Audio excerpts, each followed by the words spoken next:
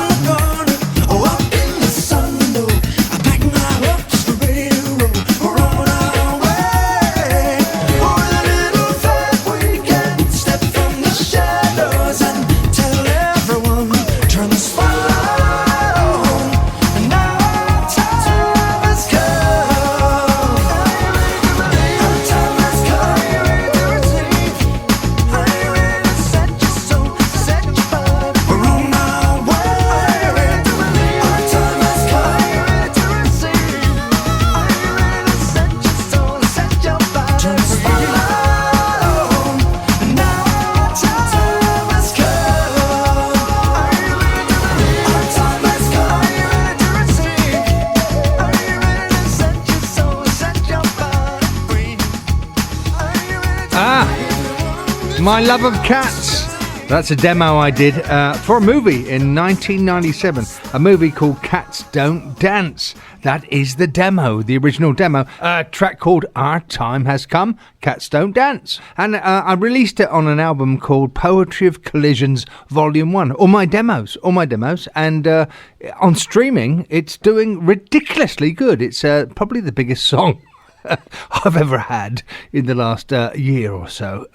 People must love cats. Now, and I must tell you about Lewis Wayne, the fantastic illustrator of cats. He caught the emotion, he caught the soul, he caught the spirit of that wonderful creature.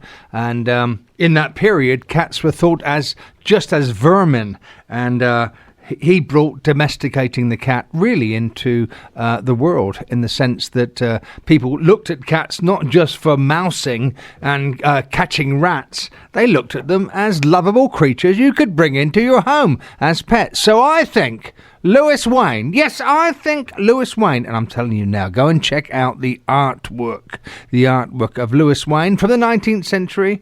I think it will touch you. I think Lewis Wayne deserves, yes, an applause. Thank you. Bloody well right. Long overdue. Yes, I'd die for cats, wouldn't I? But the movie I saw, it's been out for a very bloody long time, but I didn't see it till recently, and it really moved me. I must admit, I was a grown man brought to tears. Doesn't take much to make me cry. The movie is called The Electrical Life of Lewis Wayne, and it stars Benedict Cumberbatch. I hope I'm saying that right, because, I mean, bloody hell, what a long name for a superstar of an actor. Benedict Cumberbatch. I'm sure a lot of you out there have gone, Benedict Cumberbatch. Yes, anyway, moving on. This is Radio OwlsNest, a podcast for songwriters. I play all my demos, all my odds and sods from the past, and you either like them or you don't, but I keep playing them regardless. And my fancy takes me... Where's the echo coming from? Where the fuck did that echo come from? It must be the board is set up wrong. Anyway, moving on. I want to play you a track called My Mistress is Warm to My Touch. Very, very Shakespearean, from my album Hotel of the Two Worlds, the last track. This is a new version. I got Trevor Thornton, the great percussionist and drummer, to add some new elements to the track. So here it is. My Mistress is Warm to My Touch. The roar of the wind, the cradle of Cupid, the ephemeral glimpse, the ghost of my love. The willow wreath, it's wrapped around your shoulders, the scent of your hair, she's here. Mistress is warm to my touch tonight, crushed pearl under candlelight, her peerless eyes in the cold half-light. My mistress is warm to my touch.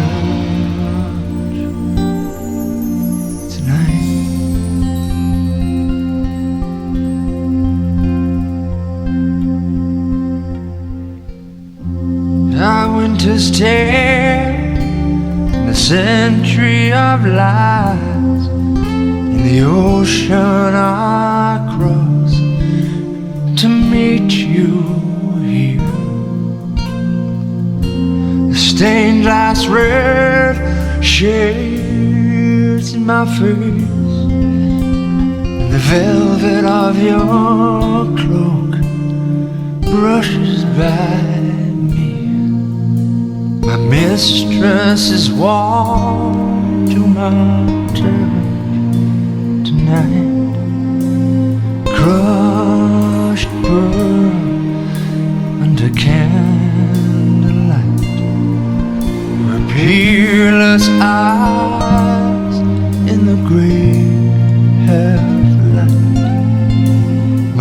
mistress is warm to my touch. My mistress is warm to my touch.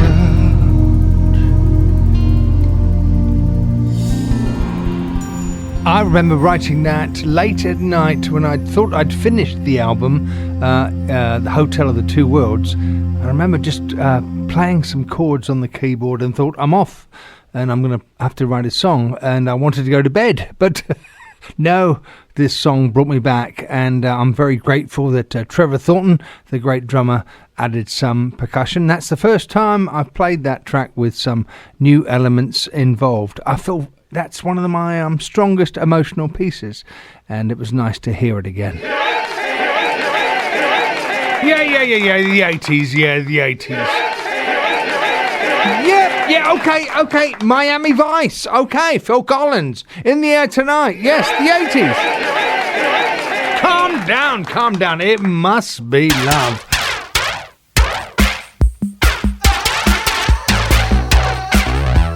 Now, that sounds like the 80s.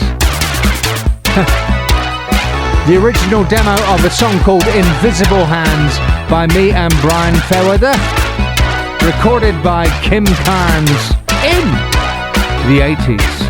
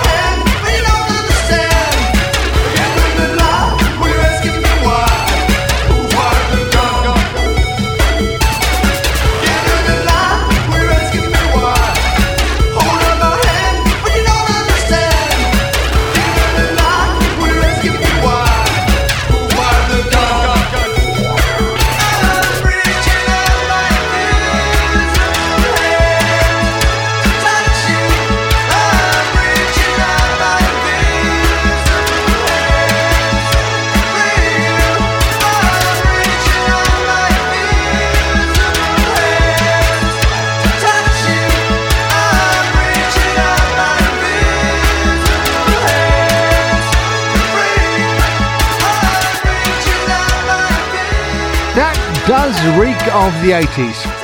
I remember going into EMI Records on Sunset Boulevard in Los Angeles and playing this demo, this 4-track demo from a flat in Ockenden Road in Islington, London, to Gary Gersh, who was the A&R man for Kim Carnes. And because it was the 80s, he just got her on the phone and she listened to it and she said, I like that and I'm going to record it. I mean, that is the 80s, isn't it? It's Technicolor. The 80s is Technicolor. The universe is a very strange place, full of mysteries and odd possibilities that, while scientists ceaselessly try to figure them out, may remain complete unknowns forever. As you know, my friends, now and then I release one or two ambient instrumental records. I find fascinating the bands that came out of Germany. They were doing ambient music in the 70s, etc. Cluster, Neu and Faust. Here's a track called Specula, and where I go into that dimension where maybe I will never come back from again. Specula.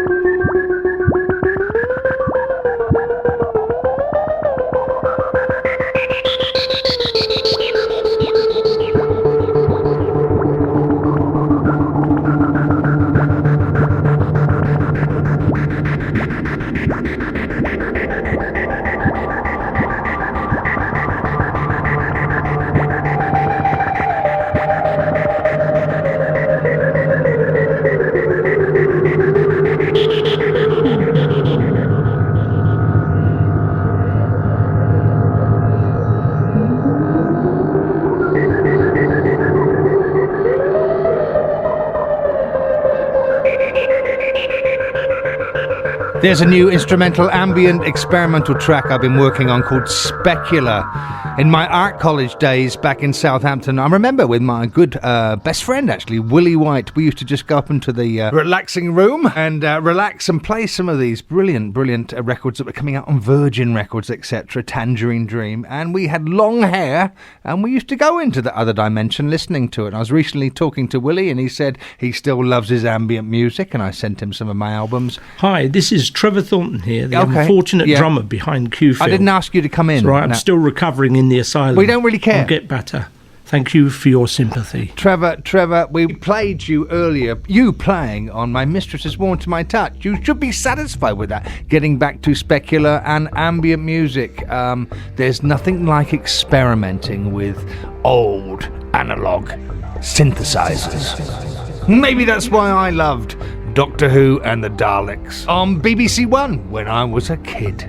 Now I have something rather special for you. I have dug down extremely deep into the vault, and yes, we've brought something up from the depths, a bit like Doctor Who, the beast from below. What could it be? Well, it's a demo. What else would it be? A demo, though, a special demo that I absolutely love. Okay, we know the... Yes, thank you.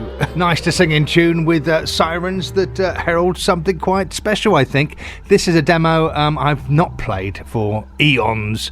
It's a song called Union Jack that I wrote with Bernie Taupin around the era of just after these dreams and We Built This City.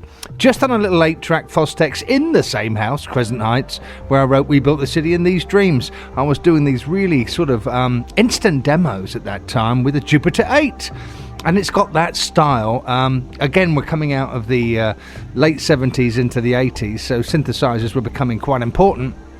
But the lyric Bernie sent me via fax was called Union Jack, and it had such an incredibly clever lyric. And I want to play it to you now because I just adore this demo. I've always wondered why somebody hasn't really sort of saw the uniqueness of it.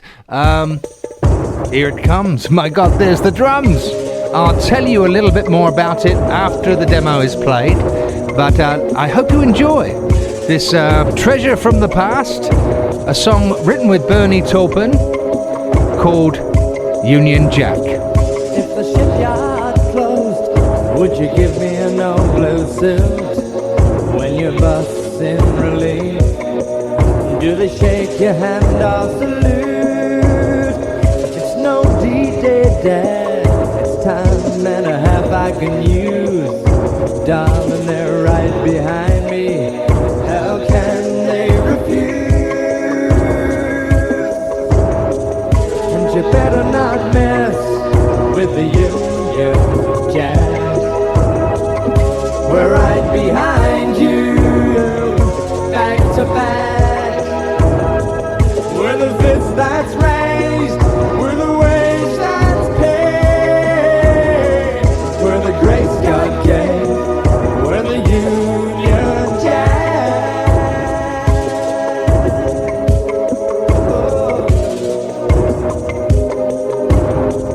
When you're just 16, with a belly full of football games, if you carry a card, you can curse the company name. Well, the war year's over, and they pay us the peacetime rate, but it's hard on the pocket when they lock the factory gates. You better not mess with the Union Jack. We're right behind you, back to back. We're the fist that's raised, we're the wage that's paid. We're the grace God gave, we're the Union Jack. Hold on, don't work today. Stand your ground, don't back away.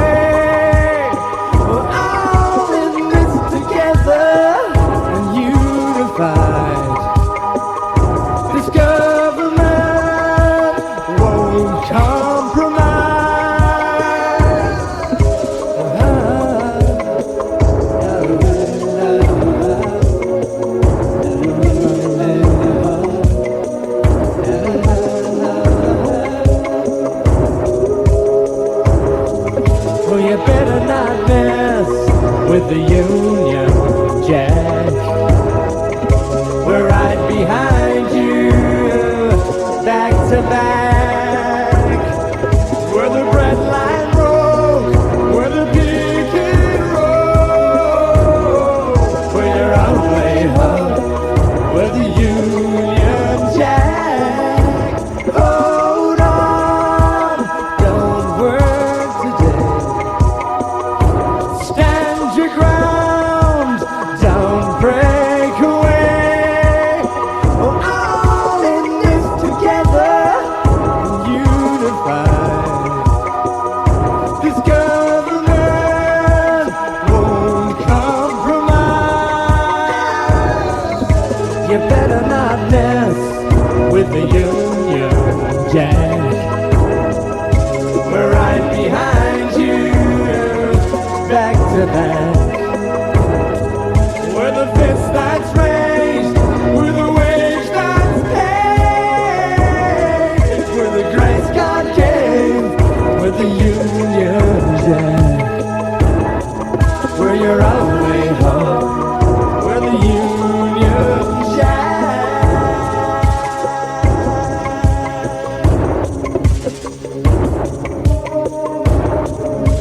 That's an 8-track demo I wrote right back, I think, early 80s with Bernie Taupin, a song called Union Jack.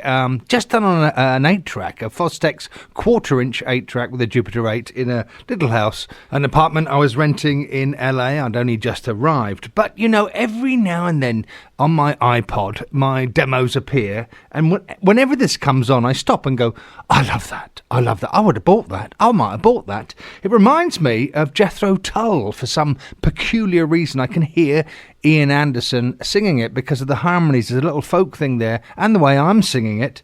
I think it's a great lyric that really represents industrial England and the working man. I think Bernie really knocked it out of the park. Of course, when I was writing it, I wasn't really sure what I was writing, but I had a sense, and I think that's what Elton does when he writes with Bernie. You get a sense of the atmosphere where you're going. A brilliant line in the song: "It's no D-Day, Dad. It's time and a half I can use." And the phrasing, that's when you're a young man, you just get that funk in the phrasing. I just love the harmonies as well. The harmonies, for some reason, to me, feel English folky. And back in those days where you just had the Jupiter 8 and a Lindrum machine in the 80s and you're experimenting, you can hear the rhythm that is that I was playing with at that time. And I think that was indicative of the era being so experimental. And the bridges that appear to Hold On, they do lift my soul. I don't know. It's a demo that is hidden in the past. Nobody really knows about it. When I wrote it, it sort of vanished into the mists. But on my iPod, when I'm walking, I go, I dig that. That's a demo with Bernie right back in the past of time called Union Jack. What's going on in that funny little head of yours?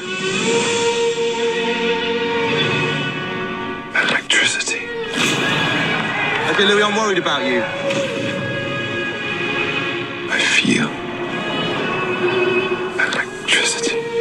Electricity, that is Lewis Wayne, the great illustrator for all the cats we were talking about earlier on. I think he was connected to the 80s because that's what I felt when I plugged in my Jupiter 8. And around that time in the 80s, I wrote a song called Animal Instinct. How perfect for the Lewis Wayne animal show, cat show. Again, this is a Fostex 8-track quarter-inch demo, very, very raw, and eventually recorded by the Commodores on their highly successful 80s album, Night Shift. Here's the original demo, Animal Instinct, Electricity.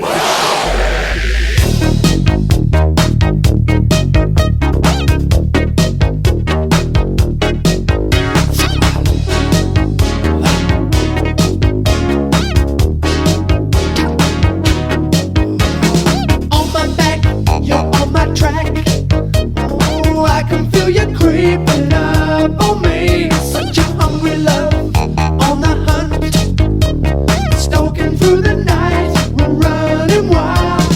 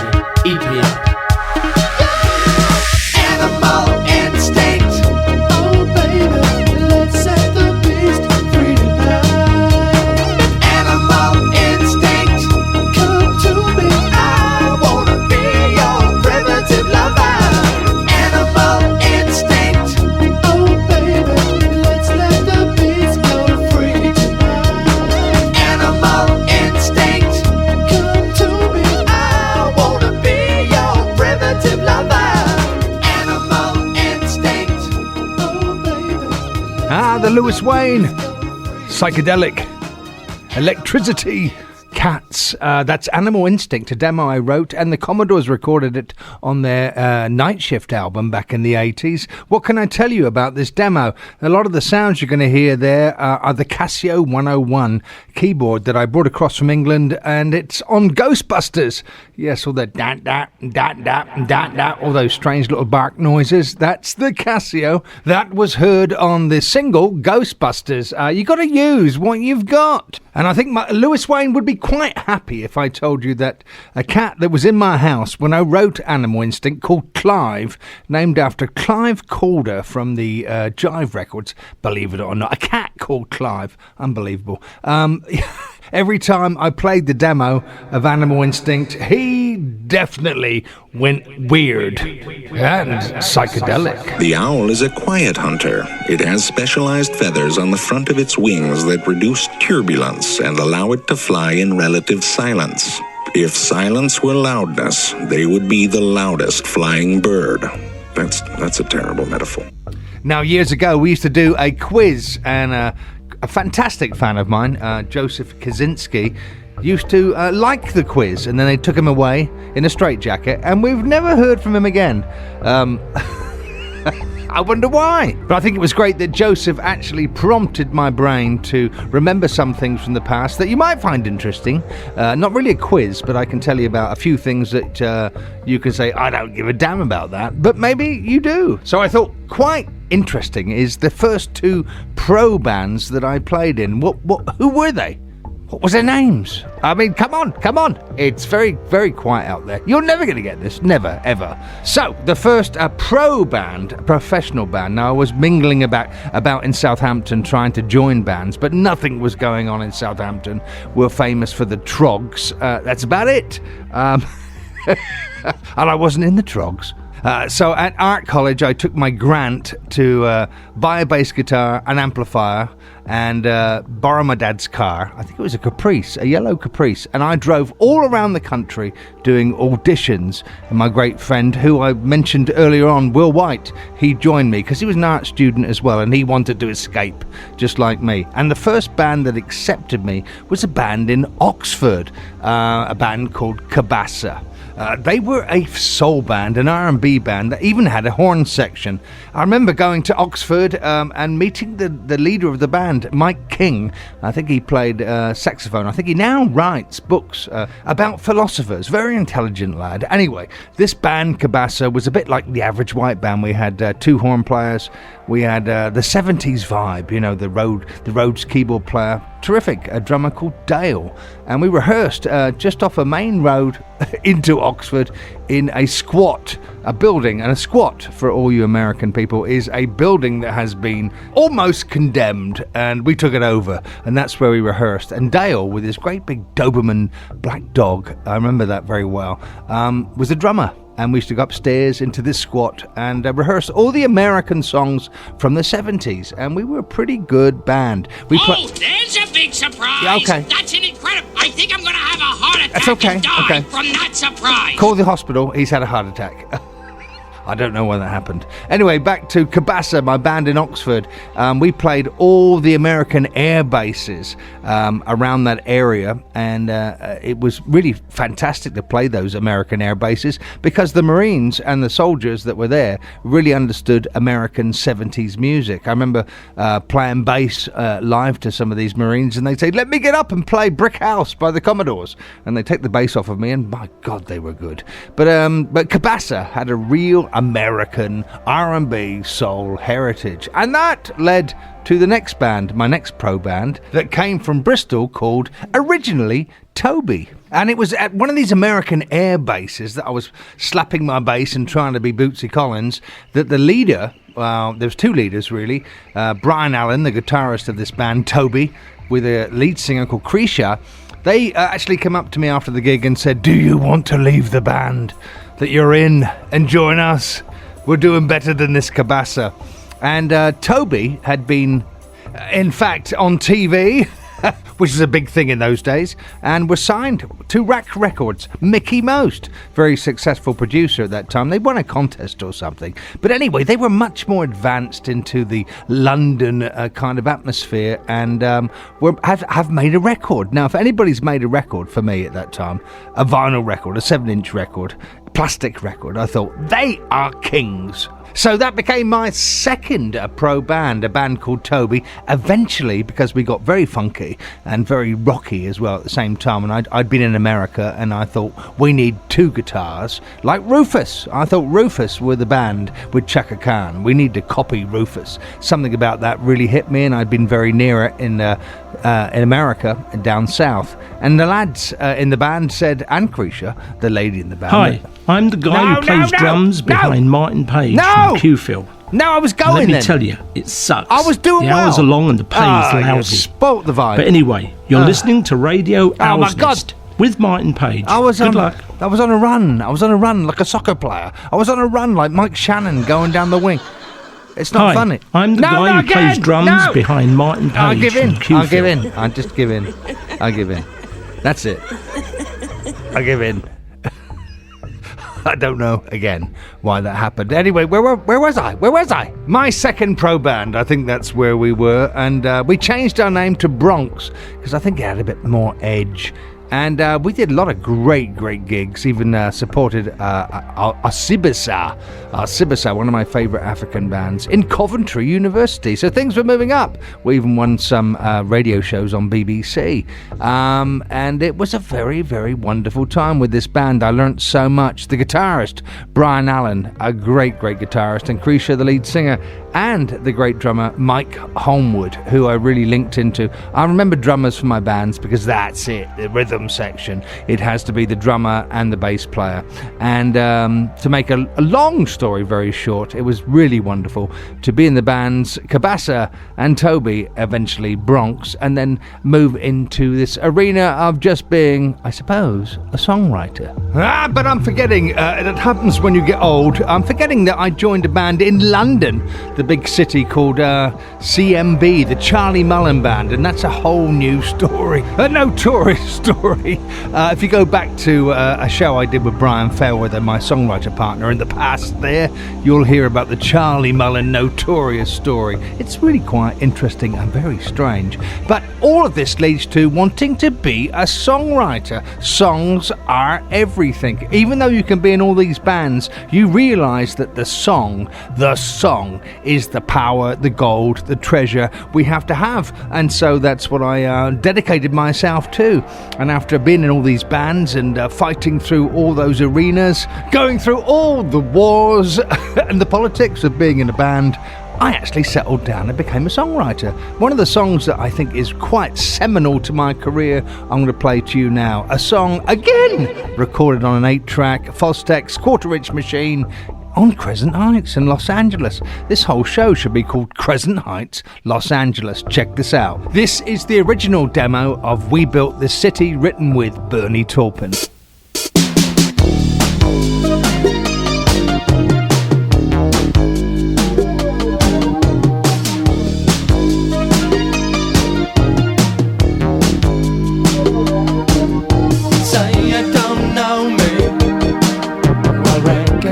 Face. Say you don't care who goes to that kind of place. Knee deep in the hoopla,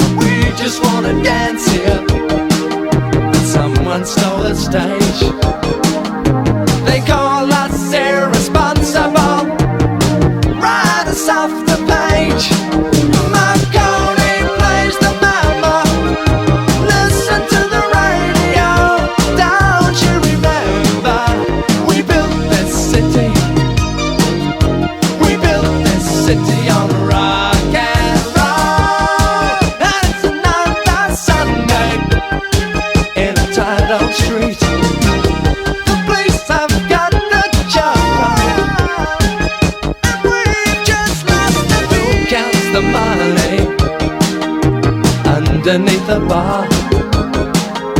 Who rides the wrecking ball into our guitars? Don't tell us you need us. We're the ship of fools looking for America, crawling through your schools. Marconi plays the mamba. Listen to the radio. Don't you remember? We built this city. We built this city on rock and roll. And it's another Sunday in a title street. The police have got the joke on, and we just lost the beat.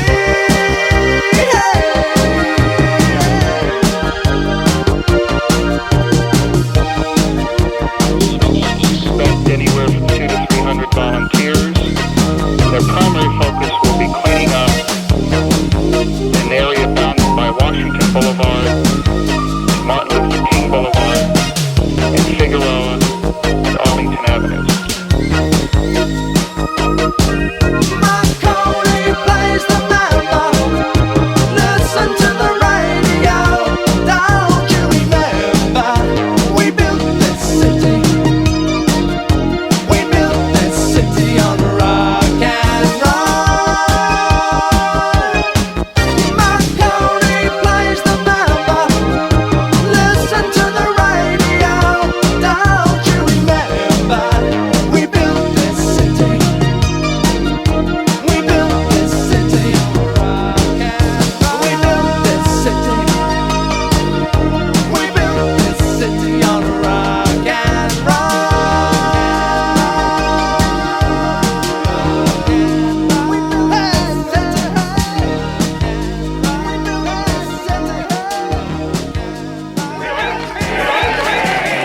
Yes, it was. Yes! Yes, it was. Thank you for that, lads. I really appreciate that. Great. It means a lot to me that you remember the 80s. It does that you follow me around and scream in my ear that it is the 80s, but it's not. But you keep on telling me it's the 80s, so it keeps me alive. That was the original demo of We Built the City, written with Bernie Taupin, the first version of that song. And I think it points to being in all the bands I was talking about, because you learn your trade. You learn your trade, but you also learn that this song is the most important thing in the world. How you've managed to conjure images of such delight at such a dark time, I don't know. Just remember, however hard things get, however much you feel like you're struggling, the world is full of beauty, and it's up to you to capture it, Louis, and to share it with as many people as you can. The world of Lewis Wayne, the great illustrator of cats, a man who felt the soul of animals. So I asked my manager, how many songs did I ever write about animals? And I was baffled. And she said, well, Our Time Has Come, Cats Don't Dance, Animal Instinct, and then we were baffled. What next? And she said Soulprint, and yes, it was on an album of mine called A Temper of Peace, and it was about the grief I felt when I lost a cat of mine called Karma, and I felt I was close to Lewis Wayne. So here's a song called Soulprint. Fate will break the bond of love.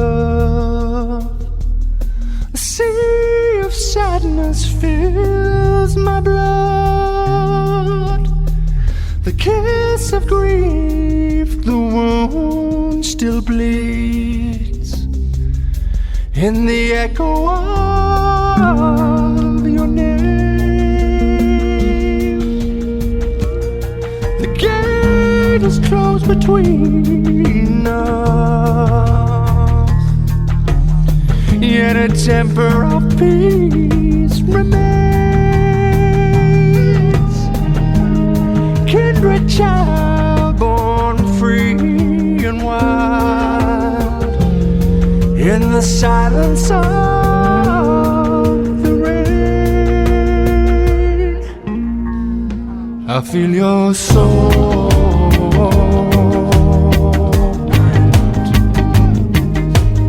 Even though your light has gone, I feel your soul print on me, and I will walk in your deep song. Every day I breathe the sun, I feel your soul print on me.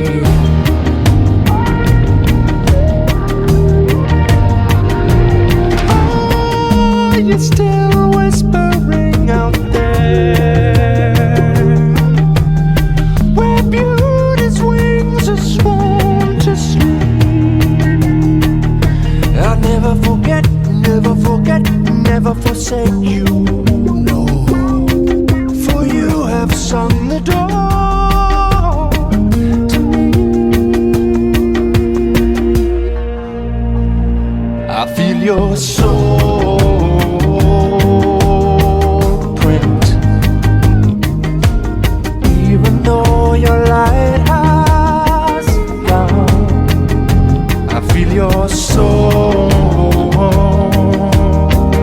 print on me. Lead me down to the water, to the black velvet lake. Dive beneath the water, I will bathe in your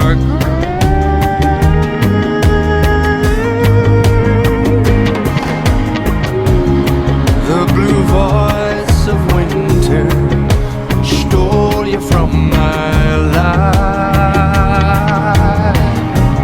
but I will see surrender in the trust of your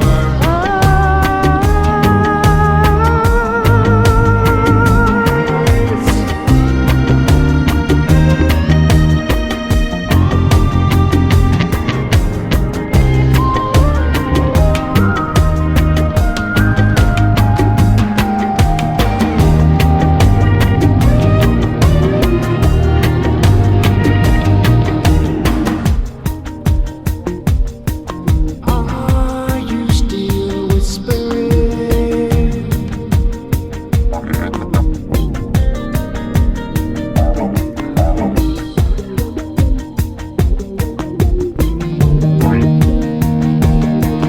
I can hear you whispering. I feel your soul print, even though your light has gone. I feel your soul print on me,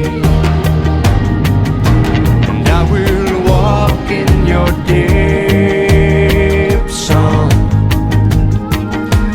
Shadow fall across the sun, I feel your soul print on me. I feel your soul. And when all sorrow rains down beneath the dark and broken sky, I feel your soul print on me. I feel your soul. So how tender your touch comes, reaching through the veil of night. I feel our soul print on me.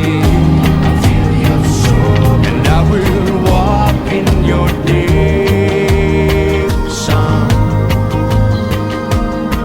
Every day I breathe the sun.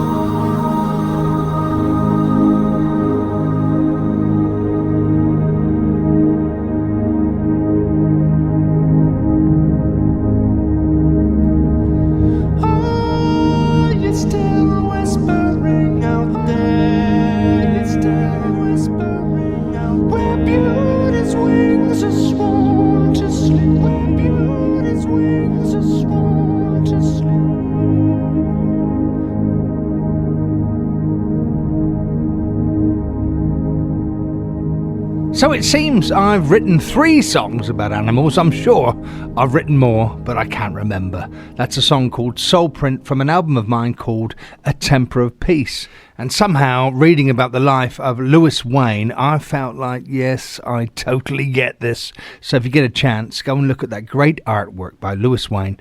He really caught the nature and the love and the soul and the spirit of the animal world. And I must read this to you from the 1900s. H.G. Wells, yes, that great author of science fiction, said in a broadcast over the BBC, he said that Lewis Wayne invented a cat style, a cat society, a whole cat world. English cats that do not look and live like Lewis Wayne cats are ashamed of themselves. They do not look and live like Lewis Wayne cats are ashamed of themselves. And if you've ever had a cat, you know they are never ashamed of themselves. Looking up there at the clock, it looks like we've done an hour. And thank you for joining me for the Lewis Wayne Cat Show and also Crescent Heights Los Angeles show. We did good, didn't we? We mixed everything in together. Thank you, OwlHeads, for indulging me. I had a great time. I hope you enjoyed some of these demos and some of the songs that I picked today and didn't go to sleep. That's good, because owls usually do nod off. So thank you for staying awake. My God, we're coming to the end of another season. My goodness me. Hard to comprehend, actually. I wonder if any of you out there have listened to every single show I've done. That's a pretty good question. If you have, I think you're in a straitjacket with Joseph Kaczynski somewhere on the East Coast. Anyway, I love you all. See you soon in the Owl's Nest. Bye-bye.